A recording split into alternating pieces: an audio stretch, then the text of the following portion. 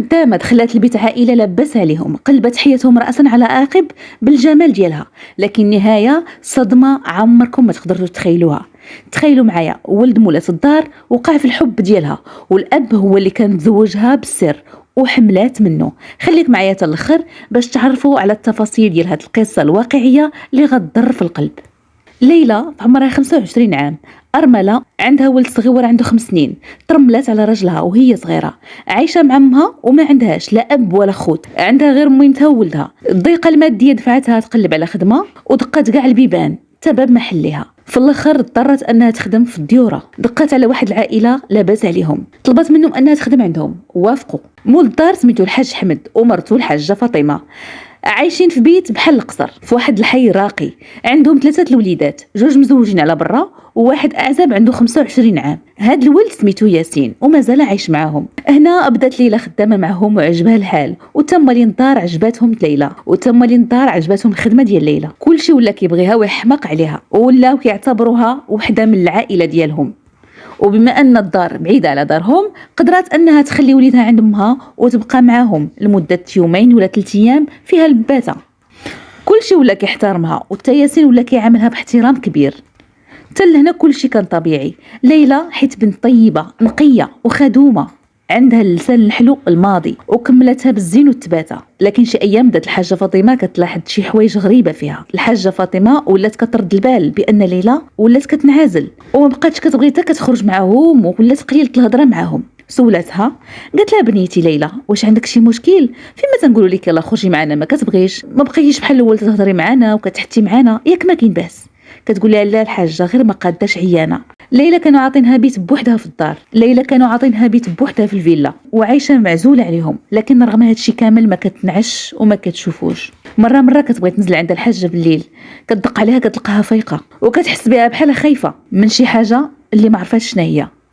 بقات على هاد الحاله تقريبا عام. الحاجه فاطمه هنا بدات كتشك، ولات كتقول هاد البنت راه تبدلات، ما بقاتش بحال الاول، ولات فيها شي حاجه غريبه. ياسين العزري اللي عنده 25 عام وعنده نفس السن ديال ليلى ولا كيتقرب ليها، ولات كتعجبو، كتبان ليه محترمه خدومه. كثرت ما بعض المرات كتبات معاهم ولا كيتعلق بها، وكل مره ولا كيلوح ليها الهضره، كيقول لها اش هاد الزينه ليلى، صباح النور، اش هاد العينين. ولا هنا كيقول لها الهضره الحلوه. ليلى حتى لهنا باقا ما فهمت والو، كتقول ربما غير كيضحك معايا حيت ولف عليا. ولكن الولد لا، ولات عيني عليها. الحاجه فاطمه لاحظت بان ولدها تبدل عليها وتصرفاته مع البنت ولات مختلفه ماشي بحال الاول. جا واحد النهار الحاج احمد حصل ولده كيهضر مع البنت وكيقول لها شي كلام. عيط لولده وقال ليه اخر مره نسمعك كتهضر مع الخدامه بحال هكا، خدامه كتبقى غير خدامه، واخر مره نشوفك تدير بحال هذا الشيء. ياسين هنا حاول يرضي باه، بقى ساكت، ولكن بقى لاصق على الهضره ولا الفكره اللي في راسو بان البنت راه كيبغيها وكتعجبو. ليلى كانت عارفه كل شيء وعارفه 100% بان ياسين عينيه عليها.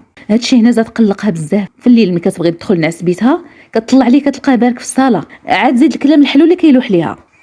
ليلى ولات خايفه، كتقول في اي لحظه يقدر يجي عندي ويفرع عليا الباب ويدخل عندي. ياسين كل ما زادت البنت بانها ما مسوقاش ليه وبعيده عليه ولا كيتعلق بها اكثر. هنا مشى عند امه وقال لها الوالده انا راه كنبغي ليلى وباغي نتزوجها على سنه الله ورسوله. الحاجه فاطمه سيده ديانيه وكتخاف الله، عجبها الحال وقالت ليه البنت راه حنا عاشرناها وعرفناها اش كتسوى، راه غير الظروف اللي خلاتها تخدم عندنا. سيده نقيه محترمه قاريه واعيه، وفوق هادشي كامل كتخاف الله، وفوق هادشي كامل خيرنا ما يديه غيرنا. اللهم نعزل لك انا وحده وانا عارفه اش كتسوى، ولا صدق جايب ليا شي وحده من برا. عرفتي اش غدير ولدي؟ غير صبر عليا، يجي الوالد ديالك ونقول ليه شنو كاين وناخذ الراي ديالو. جا الحاج ويدخل عنده المراه، قالت ليه السي الحاج عندي لك واحد الخبر. قال الله يسمعنا خير.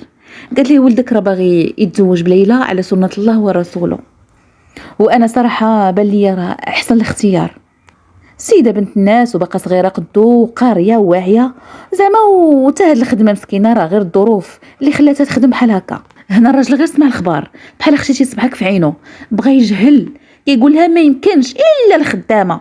واش هاد الولد خلى كاع البنات ديال الدنيا كامله والدين وجا ليا انا الخدامه؟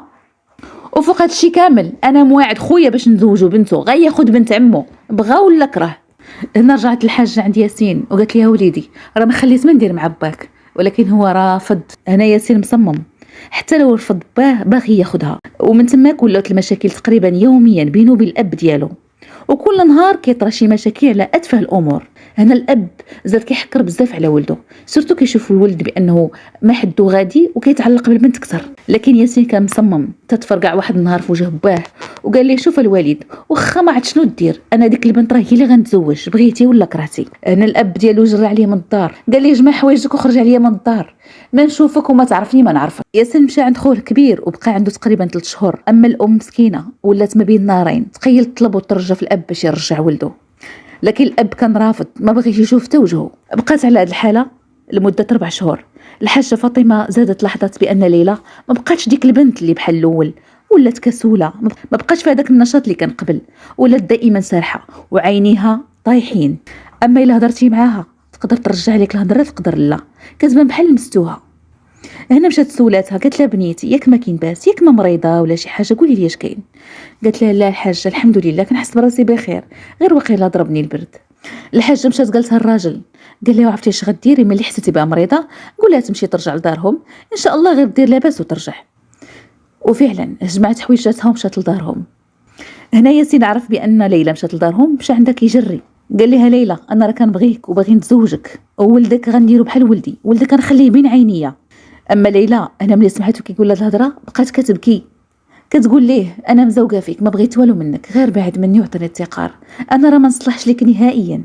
سدات الباب في وجهه ودخلات، ما خلاتوش يكمل غير هضرته. لكن ياسين كان مصمم انه يرجع مره اخرى، وفعلا رجع مره اخرى وهو يحليه الباب. ولدها هنا عنده 6 سنين، شاف ولدها وبقى كيضحك معاه ويقول ليه الولد في خبارك ماما حامله، راه غادي تجيب لي خويا. هنا غير سمع الولد بان قالوا هذه الهضره، دخل للدار عندها، قال لها ليلى غير قولي لي الحقيقه، واش هادشي اللي قال ولدك بصح؟ واش بصح راكي حامله وغتولدي؟ بقى كيزن عليها ولصقها، قال لها والله لا خرجت لك من الدار تتقول لي بصح، واش بصح غادي تولدي؟ واش بصح حامله؟ هنا شافت راسها صافي تزيرات وتقول لي انا حامله. قال لها ومن ياك انتيا داخله سوق راسك وبنت طيبه، عليها انا بغيتك وما اختاريت حتى شي وحده في الدنيا كامله الا انتيا. قالت لي انا حامله ومن باك.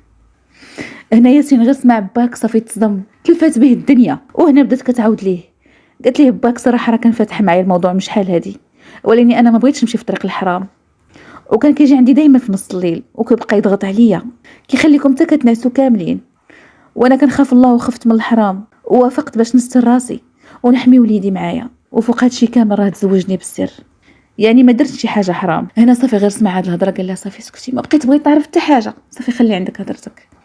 ياسين خرج مع الباب، مشى ديريكت عند امه، عاود ليها كل شيء، ما قدرش يخبي عليها، ما بقاش باغيها تعيش مع داك الراجل. الام ساكنه غير سمعت هذا الشيء صافي جاها انهيار عصبي وطاحت على وقفتها، كتبكي وكتغوت، كتقول انا اللي حليت لها بابي وقبلتها، انا اللي هزيتها بالها وعارفه ظروفها، وفوق هذا الشيء كامل كنت غنزوجها ولدي، هذه راه الفحه دخلت لداري وبغات تدمرني، وفعلا راه دمراتني. ملي جا الاب عرف بان مرته ساقت الخبار، هنا اعترف، لا هو خاف ولا حشم ولا قال لها شي حاجه، قال انا فوق هادشي كامل ما درت شي حاجه حرام، انا درت غير الحلال. وزيدك حتى ديك التربيه اللي في كرشها راه ما يمكنش نضيعو، عجبك الحال بقاي، ما عجبكش الحال نتفارقوا انا وياك. هنا الحاجه فاطمه طلبت الطلاق ومشات عند ولدها الكبير، وولدها حتى هو تبعها. هنا عاش الحاج حماد مع ليلى مرته الثانيه وجاب ولدها، ونسى مرته الاولى بحال عمرو ما شافها ولا عرفها ولا ولد معاها. ياسين دابا ولا تقريبا عنده 39 عام، ما بقاش كيحمل شي حاجه سميتها الزواج ولا يرتبط بشي وحده، سورتو من هذا الشيء اللي كان شاف في دارهم والغدر اللي شافوا بعينيه وعاشوا. بقات عنده تقريبا صدمه اللي عمرها ما فرقاته. هذه نصيحه لخواتنا وامهاتنا وبناتنا، السر الكبير دائما كينكشف، عمرك ما تدخل البراني لدارك، حيت الغدر عمره ما يجيك من البعيد، دائما كيجيك من القريب. القريب هو اللي كيشوف حركاتك، كيشوفك كيفاش عايش، كيحسدك على النعمه اللي عندك، يقدر يحسدك غير على الضحكه اللي عندك بلا ما تكون عندك حتى شي حاجه. فنتفاداو ندخلوا الصاحبه ولا ندخلوا شي حد لدارنا. حتى لهنا وصلت القصه ديالنا، تنشكركم بزاف على حسن المتابعه، ما تنساوش تشاركوا معنا وتشرفونا وديروا لنا واحد لايك، وراسلوني القصص ديالكم الا بغيتوا، ونشوفكم مع قصه جديده ان شاء الله. خليت لكم راحه الله.